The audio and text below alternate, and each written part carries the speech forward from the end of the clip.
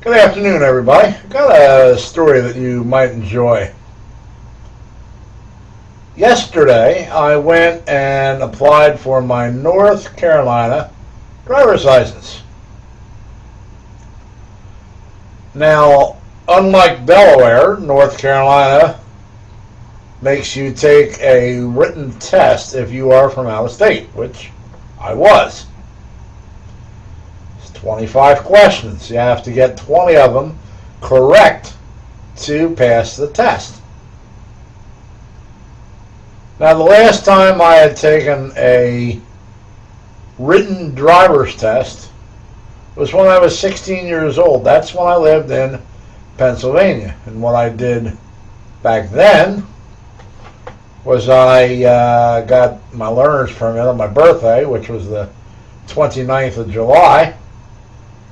And I waited until about October the 7th before I took my driver's test, figuring that the longer I waited, the examiner would figure that I was studying during that time, and he would give me less questions, which would make it a lot easier.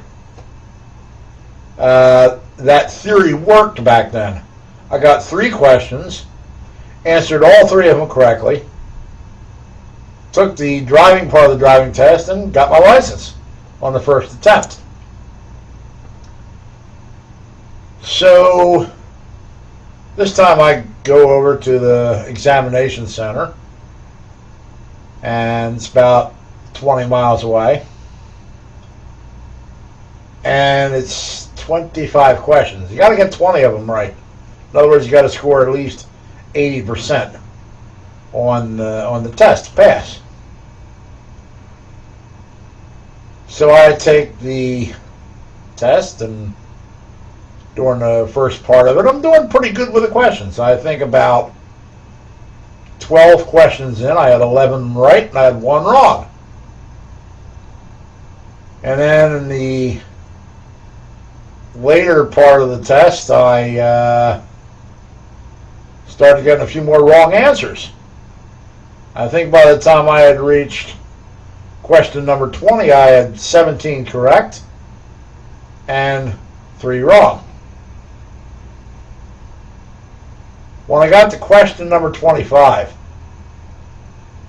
I had 19 correct and 5 wrong, which means if I answer number 25 correctly, I pass the test and I get my license. If I answer it wrong, I got to come back and retake the test. I answered it wrong.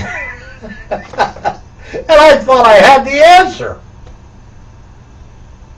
I thought I had the answer to this question. I answered it wrong. I failed the test. So I opted to come back today. Now, today's date is October the 7th, which was the day that I passed my test when I was 16. Same date.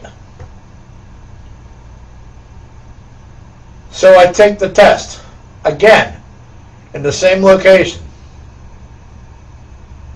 I get a new question for question number 1. I get it wrong. And then after that, things started to go pretty good, and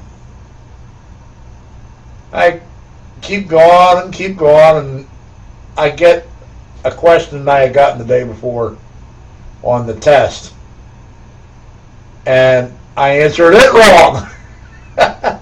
And it was question number 25 from the day before, except this time it came into like question number 17. But I got it wrong 2 days in a row, okay? But now I'm actually doing a little bit better on this one.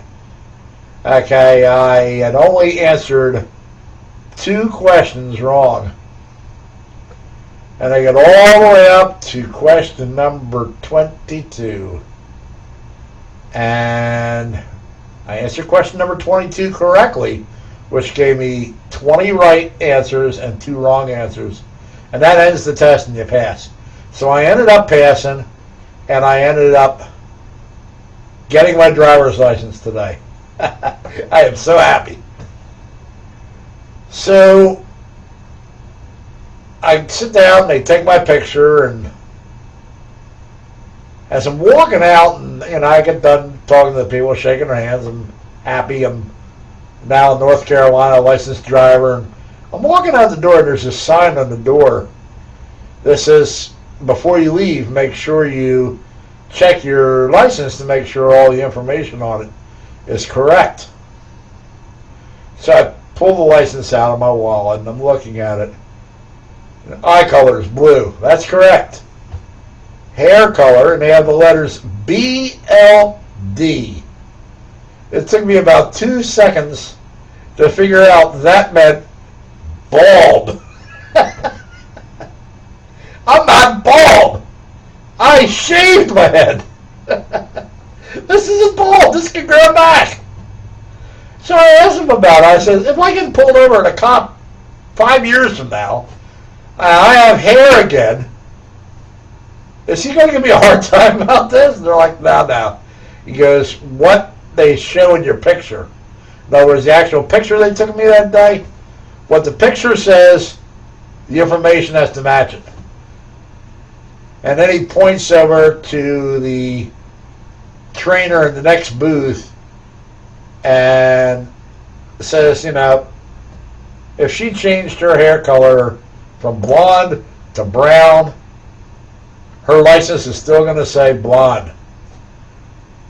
And then the other trainer on the other side says, yeah, she changes it every day, So they're cutting up on her. So it's actually going to be pretty fun by that point. And I'm a happy camper because I passed the test. But I just felt like you guys might like that story. Now, anybody that is planning on moving to Carolina, study the book.